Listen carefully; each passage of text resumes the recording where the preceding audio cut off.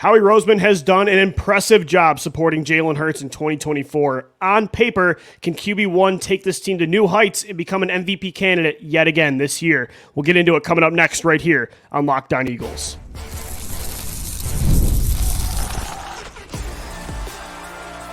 You are Locked On Eagles, your daily Philadelphia Eagles podcast. Part of the Locked On Podcast Network, your team every day.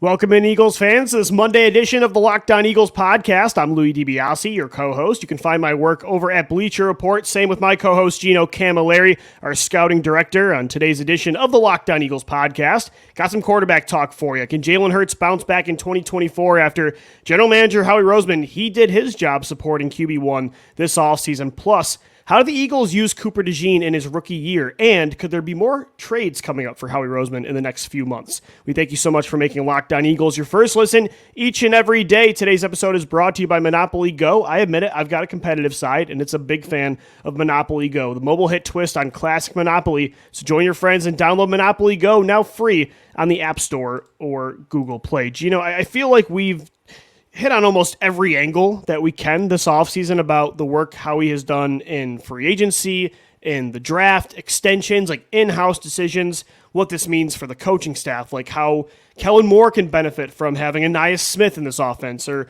what Nick Sirianni's going to do now. But we haven't really talked much, maybe just because we assume he's going to bounce back this year and be an elite quarterback yet again. But with Jalen Hurts, you look at it, and it's, if they're going to get this guy back to where he was in 2022, on paper, I feel like they've already set him up for so much success where I don't know what kind of excuses we'll be able to give him, and I don't think we're going to need to. Like, I genuinely believe this is, if you're going to put some money down on an MVP favorite right now, Jalen should be in that top tier. When you look at what Howie Roseman is doing, he is setting up Jalen Hurts, who is now the guy, which a couple of years ago, the question was in Howie Roseman's press conference, he said, can we hand the keys over to Jalen This is only Hurts? offseason 2 for that, right? Probably, Yep. I'd say. Yeah. And Nick Sirianni asked the same question. They had to wait and see. That wait and see is over.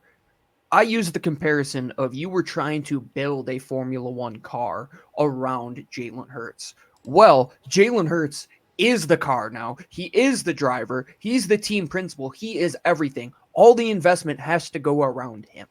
And if anybody is going to be held accountable to the highest degree, Lou, it's somebody who has all of this support around them. And you want him to have that expectation. You want him to have that pressure, because when you are in that situation, that means you're competing for Super Bowls. And if he's the guy who can't do it, you move on to somebody else. Now, I don't think that's going to happen. I think he's going to be the quarterback for quite some time here in Philadelphia, but year over year, what did this Philadelphia Eagles team do? Well, in 2021 to 2022, they took the approach that we need to add more around Jalen Hurts. They go out, they add A.J. Brown next to Devontae Smith. They add some weapons in the backfield, try to improve. And look, they did just that. Next year, things take a step backwards after Shane Steichen in his second year of continuous play call gets a head coaching job. In comes Brian Johnson. Out goes some guys in the backfield like Miles Sanders. In comes Rashad Penny, and a lot of these pieces don't really work. And Howie Roseman, he sees what happened last year, and he doesn't want that to happen again. So what does he do? He just continues to invest in the offense, signs Saquon Barkley, drafts guys like Ainias Smith and Johnny Wilson, and continues to just pump contracts and money. To say pays all of Jalen's guys. Yeah. This is the structure. The structure is scoring points. The way the Philadelphia Eagles are going to win is scoring points, but there has to be the balance. What did they miss out on last year? A lot of it was that defensive issues, some of the play calling concerns on offense. Howie Roseman said, no, we're not going to let that happen again. Right the ship in the quickest way possible, because we've seen the Carson Wentz scenario. I was going to say, Jalen's benefiting from Howie's PTSD of Carson Wentz. And even saying, Donovan McNabb, folks, like going back to those years, people were begging to get this guy weapons. And the one year he had weapons, look what happens. He takes that team to a Super Bowl. Out goes T.O. Game issues start to come up. And it's just one of those things in Eagles history that we've seen so many times. They can't let it happen again.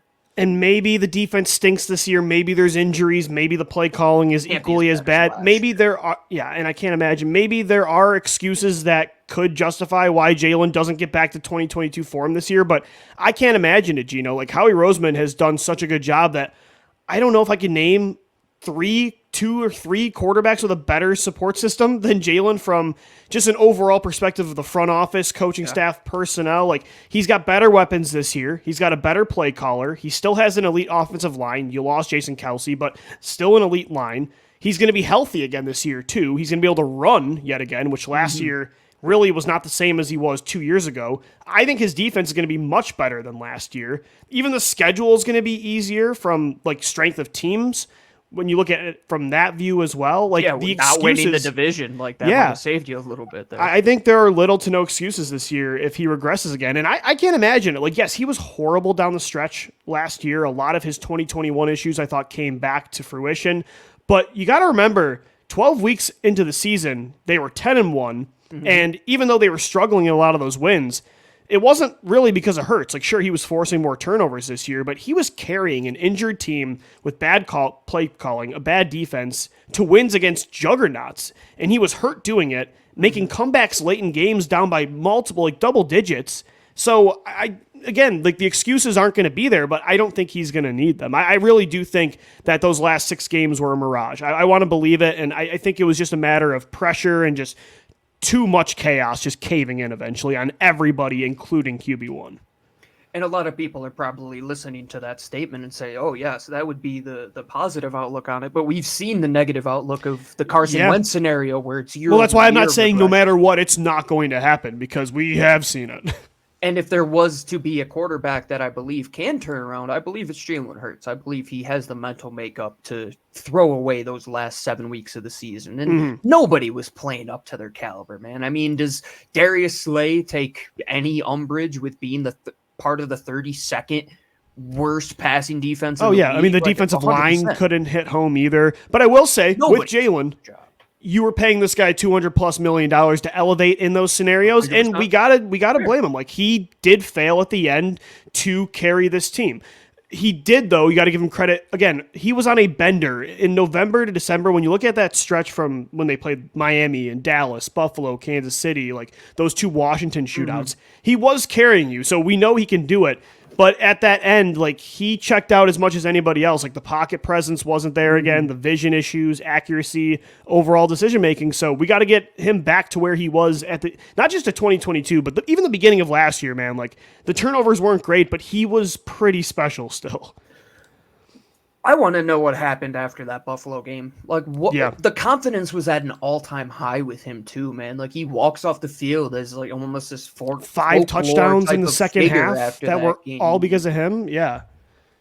That's why I see the ceiling is still there. And those 6 games, like, I see it, right? It was terrible. 6-7 games. You can't let that happen. Playoff game included, yeah. It can't be a 2-game stretch, let alone a month and a half, right? And going into this season, now, with all of those issues probably addressed, I would say, with a different play caller, Brian Johnson's no longer here.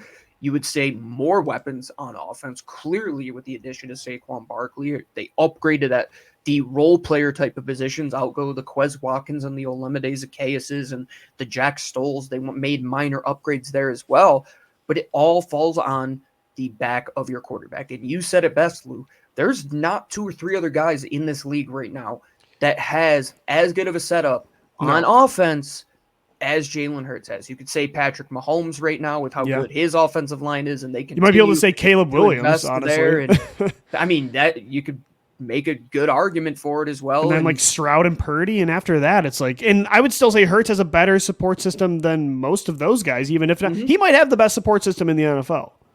In the NFC, I think. In the NFC, easily. Yeah, maybe only just Kansas City I'd probably put ahead of it. Yeah, and that's the outlook, the number 1 seed. Like, that's where your head has to be. And Jalen Hurts, when Howie Roseman said the quote a couple years ago about Carson Wentz being appendage as a part of his hand, being one of the fingers, the actions never really backed up what Howie Roseman. No, he was drafting a quarterback in the second round. Yeah. And Nick Foles was still on the roster. It truly feels that way with Jalen Hurts. It truly feels that they believe in this. I mean, still a kid, dude. I mean, he's still younger than you and younger than me, and he's only going into his second contract that is just kicking in just now, and there's so much ahead of him when it comes to the game of football, and is the best season of his career ahead with Saquon Barkley and how good this line can continue to be and the weapons that they continue to invest in. And the mobility coming back, Gino, is so important. I think people aren't looking into that enough, like how much that held him back in the offense when defenses just did not care about his running threat. Like we knew it from the start, something was up, and he still dominated from the pocket in a lot of games against great teams. So I don't think a 2020 Carson Wentz regression is coming. And even if it did, it wouldn't be because, they have Travis Fulgham at receiver and Jalen Reagor. Like Howie Roseman this time, I wouldn't be able to get on him if the quarterback takes a step back. So I think Jalen Hurts, I think he's in line for that bounce back this year. I think if you're going to bet somebody to win MVP, like he's a top 5 candidate for me heading into the 2024 season. I want to get back into the rookie class coming up next, Gino. Cooper DeJean, it's a very fascinating situation with him because he wasn't the first round pick. You got another corner on day one. How do you use him in year one? We'll get into that coming up next right here on the Locked On Eagles podcast. Well, you want to possibly bet Jalen Hurts to be the MVP or Patrick Mahomes or Josh Allen? Well, there's only one place that you could do that right now, and currently it's playoff time in the NBA and NHL, and FanDuel is rolling along with every single game. It's giving you a shot to bring home a big win of your own each and every day. Right now, new customers are going to get $150 in bonus bets with any winning $5 bet. We got some big NBA and NHL action tonight. Want to bet on some Jokic overs? Bet on some Anthony Edwards. The guy is hot as a pistol right now. Bet on some props for him as well. You could do that over at the official sportsbook of the Locked On Podcast Network, Locked On Eagles, and the #1 sportsbook in all of America. That's FanDuel. FanDuel.com/LockedOn will get you to the place you need to be to place your first bet. $5, all it takes. If you win, you get $150 in bonus bets. We thank FanDuel for being the #1 sportsbook of the Locked On Podcast Network. Thanks so much for making Locked On Eagles your first listen each and every day. Guys, are you watching Fox Sports or ESPN on your TV all day? Got to turn down the volume because of all the shouting? Make the switch to Locked On Sports today. It's a free 24/7 sports streaming channel program for you every day to bring you the biggest stories without all the screaming. Locked On Sports today brings you can't-miss analysis, opinions, and news, streaming 24/7 on YouTube or the free Amazon Fire TV channels app. Part of the Locked On Podcast Network, your team every day. Gino, I was thinking a lot about Cooper DeJean this weekend and just how, because I was DMing with a friend who's a Baltimore Ravens fan and kind of talking about the Kyle Hamilton role on that defense. And that got me thinking about DeJean. And it's like, I think if they would have drafted him on day one, because if you remember when they took DeJean in the press conference at the end of day 2, Howie mentioned, like, this is a football player. Like, he can do everything. We're not going to pigeonhole him into one, like, he's a boundary corner. It was a totally different tone than with Quinyon. At the end of day 1, he was saying Mitchell's going to focus on being an outside corner. Like, that was from Howie's mouth himself. With DeJean, it was like he's a Swiss Army knife. I do wonder, though, if they drafted him at 22, if they would have said, like, we are taking him to be a boundary. Because I think he can be really good as an outside corner. But I think because they have Mitchell, they now have the luxury of saying, we can use DeJean's skill set to maximize his ceiling far more, because I think he can be special as a slot or like star kind of player. And now that they don't need him to be a boundary, like, again, he can still do it if they need it. But I think they are going to go the route of just moving him all across the formation. Well, if it wasn't evident with the selection of Quinyon Mitchell at 22 that he was going to be a boundary corner, hearing Howie Roseman say to him that I want you to live with Darius Slay, I think it's pretty evident what the role of Quinyon Mitchell is going to be moving forward. It's CB1 aspirations. As for Cooper DeJean, the one thing that I still do not understand about the National Football League is, Lou, why do these guys who might be positionless, who turn out to be all-stars, I mean, Kyle Hamilton, for example. Yeah. Why do they keep going underdrafted? And why don't teams just take them and figure out a role for them on their team. It doesn't make sense to me when there's so many like versatile weapons on offense, like why you don't. That's why me and you've had the conversation before, like why even safety is such an undervalued position right now, or like that do-it-all player. It doesn't make much sense to me. And with Cooper DeJean, I think this is a great opportunity for you that, I mean, the board fell in a way that you didn't expect. Now you, like you said, you don't corner yourself into just playing him as a boundary out of necessity where you fall into this Isaiah Simmons type of area with the Arizona Cardinals. Or Hassan Riddick with the Arizona Cardinals. Yeah, they're not just the Cardinals in general. Yeah. Zayvon Collins even. They don't know how to use him either. There you go. These guys that just fall into the trap where the teams draft them with the idea of playing them at one position, but they might not be that type of player at that position, right? You have to focus on what they do well. And the good thing about Cooper is he does a lot of things well. He's a jack of all trades. We'll see if he becomes a master at one of them. And I'm with you. He, from a football IQ perspective, from an instincts perspective, from his ability to see the field, he just fits so well into that overhang, star, match up against the tight end, match up against the bigger slot receiver, can also play on the back end, do everything Swiss Army Base it on matchup, man. Player for you. And you don't want to just put him at single high where he might not get his hand on the football at all during a game. And you don't want to just throw him on the boundary. I even think you're holding him back, Gino, if you're, as weird as that sounds, if you're playing him on the outside. Like, I don't think that's his best skill set. No, and you even said during rankings, like, you listed him as a safety when we were doing our rankings, if I'm not mistaken, right? Yeah, he was my safety number one. And yeah, you could get caught up into the, is he the white corner, and like just because the pigment of his skin, like he can't move in the open field. Like I don't think that's it. I think he can be a really good outside corner, Gino. I think he can be special though in the other role. Okay, Travis Hunter, who's coming out in the 2025 draft, he plays both ways, right? He plays as a wide receiver and a cornerback. And the discussion is, what position is he going to play? Everybody is saying, go play corner because you could be special there. Yeah. Where do I think Cooper DeJean can be special? I think he could be special as a safety. I think he could be a solid starter for you as a boundary corner and be a guy who plays 5 to 10 years at that position for you. But can he become in my opinion, like a Chauncey Gardner-Johnson type of player that you have two of those guys on the back end? Like his ceiling is 2022 CGJ, I think. If not a little bit higher than that, man, because he can do a lot of everything. Like, is he a better tackler than Chauncey?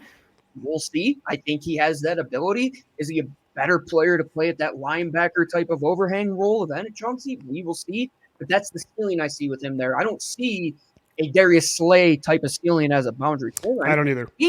A James Bradberry for you, who is, I mean, a solid number 2, but never gets to that number 1. And hey, if it comes to be that he does develop into your number 2 with Quinyon as your number 1, well, guess what? You found a dang good football player at a position that you needed to invest in. Yeah, that's fine. And again, I would have been cool with that. If the Eagles even took DeJean on day 1, I would have been comfortable with that. But I think they have the luxury because they got Quinyon Mitchell and because I think of Keely Ringo, Isaiah Rodgers, Eli Ricks. Like, there is a chance that one of those guys pan out on the boundary too, that you can say, okay, we've got this Swiss Army knife in DeJean, and we can use him in that way. We can use him the way we used to use Malcolm Jenkins. We can use him in the way the Detroit... Yeah, the Detroit Lions are using Brian Branch, or just go watch the tape of the Baltimore Ravens, the way they use Kyle Hamilton. Like, just make him a matchup player, like you said. Match him up against the big slot, the great tight end you're playing that week. Or if there's some games where he plays deeper or he's just in the box the whole time, just make him a matchup player. Like, I'm so excited the Eagles have one of those guys because outside of the 1 year of CGJ, it's been 5 years without this kind of player since number 27 left. And it's so funny that you bring up Malcolm Jenkins because if you saw how instrumental he was in that type of role for the Eagles to even leave a gap at that type of position, you never replaced that role. You never replaced it. And even the CGJ, year you did, where were you? In the Super Bowl. Exactly. Exact point. And even that year, like CGJ, the first half of the year wasn't even really playing that style. He was mostly just got hurt. Right? Yeah, he was mostly just a deep safety. And that's another thing, too. Like, I think Chauncey Gardner-Johnson is the perfect guy to be in from an attitude perspective, man. Like, two guys that are going to get the best out of each other with Reed and Sidney in that room. I think the 4 guys that are going to be in that quote-unquote safety type of room, all the DBs are going to be together. They're going to just push the pedal when it comes to a competition element. But right now, you are in a situation that competition is going to drive the best 6 defensive backs to be on the playing field. Mm-hmm. You take the best 2 cornerbacks, take somebody who can play in the slot, and then 3 guys that can play safety. And I don't care what you label them. They could all be DBs at the end of the day. I don't care what it is. You're not going to just say, though, just because Cooper DeJean, we drafted him as, let's say, a safety, that we can't get him on the field even when Chauncey and Reed are out there. He's going to be a guy that is on the field regardless. You could expect, I would say, at least 50% of the snaps this season on defense, he will be on the football field. And I think it's going to be underselling it. I agree. I think Slay and Mitchell are going to be on the field at all times. And then the other 4, it's going to be, for me, Gardner Johnson and Blankenship. And I think I'd rather have DeJean and Sidney Brown out there again over, as we mentioned last week, a Bradberry, a Ringo, Maddox. And I want Ricks and Ringo and Rogers to develop too, but I think that's your main 6. Themselves in the slot, for sure. And I think if I had gun to my head who are your top 5 or top 6, it's those guys we mentioned, which again is a great problem to have because then your backups are Ricks, Rogers, Ringo, Maddox. I mean, that's insane depth. Mm-hmm. Yeah. I can't wait for the summer for that position. Don't get all hung up on where he's playing initially. And it might be a Kyle Hamilton situation where in year 1, they're still trying to really figure out what he is. Right? Sure. Maybe not overload his plate at first. Like maybe they just keep him inside for a bit. Mm-hmm. Maybe. And it might not be the ceiling level player that you see, but in year 2 and year 3, when he can start to take on more of a role, that's when you're really going to see what Cooper DeJean can do for you. But hey, man, he's going to be a guy who they drafted him at 40 with first round aspirations in mind. Him and Quinyon, they're going to see a majority of the snaps. That's for sure. For sure. All right, I want to get into some trade talk coming up next, and it could correlate with this conversation. Could Howie Roseman, Trader Howie, be back this month, next month, before training camp? We'll get into it. Don't go anywhere. We'll be right back. All right, game off. We got to pause here to talk more about Monopoly Go. I know what you're saying. Flag on the play. You already talked about that, but there's just so much good stuff in this game. In Monopoly Go, you can team up with your friends for time tournaments where you work together to build up each other's boards. The more you win together, the more awesome prizes that you unlock. And there's so much to get. Unique stickers you can trade with friends to complete albums for big prizes, cool new playing pieces to travel the boards with, hilarious emojis for taunting friends when you smash their buildings or heist their vaults. Plus, Monopoly Go feels new and exciting every day with constantly changing tournaments and challenges. They have so many unique mini games like digging for treasure, the robot pachinko machines. There's always new timed events that help you win big, like massive multipliers for everything you win or rent frenzies. There's always something fun to discover in Monopoly Go, so get off the bench, go download it now, free on Google Play or the App Store. Game on. Wrapping up this Monday edition of the Locked On Eagles podcast. 2 weeks already have passed since the 2024 NFL draft. We're in the dead zone now. Well, the Eagles got rookie minicamp going on, training camp in a few months. And so it's a little quiet on the NFL front. But, Gino, I will say, one guy that remains busy around this time of year, and past years he's brought in the likes of James Bradberry at this time, LeGarrette Blount, Howie Roseman. He makes moves in the summer. I do wonder if, we talked about that just flurry of competition in the defensive backfield, if he could say, maybe this is later on for like July or August, where he says, man, a lot of these young kids are developing really well. Like, I like what we have. Like, Ringo has taken a step. Rogers has. Mitchell and DeJean are as advertised. Maybe Bradberry's not looking that bad in the summer, and Avonte Maddox isn't looking that bad. I wonder, instead of, because we had the conversation last week about just cutting them outright or benching them to make sure the rookies don't, get blocked on the bench and they don't get those meaningful reps. I wonder if how he could try to turn them into anything when it comes to like future draft compensation. Maybe a Buffalo Bills or a win now team that's not perfect at corner might use a Bradberry. That's the exact scenario I was going to bring up, right? Like a team that falls into, let's say, when Sam Bradford was traded to Minnesota, where they know that their window is now and they want to take a swing on a guy that they clearly have somebody at the opposite wing. Let's say the Buffalo Bills, like you said, you got Rasul Douglas there. Who's the kid out of Villanova? Benford? Yeah, Christian Benford. We always forget his Who's name. okay, but like... Do you want to upgrade there, potentially? Yeah. And Sean McDermott knows Bradberry, Carolina. How are we going to say, I'll trade him right now, even though I have this backlog of corners? but I still haven't paid him his bonuses. I still haven't got past the June 6th window, or June 1st window. Let's say June 1st comes, which is less than a month from now. Yeah. And he's like, all right, I already ate the dead cap hit. It's going to be on the books. I don't want to keep these young guys behind Bradberry for a 6 or a 7. Like, why wouldn't a Buffalo do that, or like a pick swap? I mean, those are the type of moves you look to make when you know that you have young known commodities behind them that need snaps. Like, they should have did that with Ronald Darby back in 2018, and same with Jalen Mills. Like, what could you get for these guys to see if the young guys can play? Because you're not just going to cut them outright, like you said. If he was going to be cut, he already would have been cut so that they could spread that cap hit over the 2 years. June 1st is fast approaching. I don't think that happens. Avonte Maddox, could he be somebody? But do these teams see these guys and say, yeah, Philly's just going to cut them anyway because of the numbers? That's a fair point. You might not have a lot of leverage for sure. But they've done this in the past, Lou. I mean, this is a guy in Howie Roseman who's taken a guy like Alan Barbray a couple years ago, who was going to be cut by the Eagles because he was the 11th offensive lineman, and trades him to Denver for a conditional I forgot that trade existed. Yeah, pick. That's right. Those are the type of moves you see Howie Roseman make. And James Bradberry, if there's going to be one way to get him off the roster, it's not going to be a cut. That window already happened. It's going to be via trade. And I think of the two, I think we mentioned this last week, you'd want to keep Maddox just for that inside versatility. Like, you want another slot option. With Bradberry, I wonder, like, the Buffalo Bills kept being the team I thought of because, again, Trey White's gone. They have Zool, but, right now they don't really have another, like, proven guy at corner. McDermott has that relationship with him from the Carolina days, I believe. Yeah. I'm also thinking maybe like the Arizona Cardinals, who do not have a lot of proven veteran talent at corner. Fair. Jonathan Gannon was with Bradberry when he was an All-Pro. Like, maybe, Gino, there's a team you could get another veteran at a more need-based position. Like, I don't want to say Zaven Collins, but we've mentioned him by name already with Arizona. Like, could a team give you a linebacker that has fallen out of favor? I could see that being an option too. I hope that's something Howie explores. He's going to explore that with multiple positions, and I don't think it's just cornerback. I think defensive line, you're always going to see those type of moves being talked about. And let's say Milton Williams, they don't have a contract extension with him, and they want to keep Moro Ijomo that they might have to cut if they keep him on the roster. Just hypothetically speaking here, this is where these situations would arise.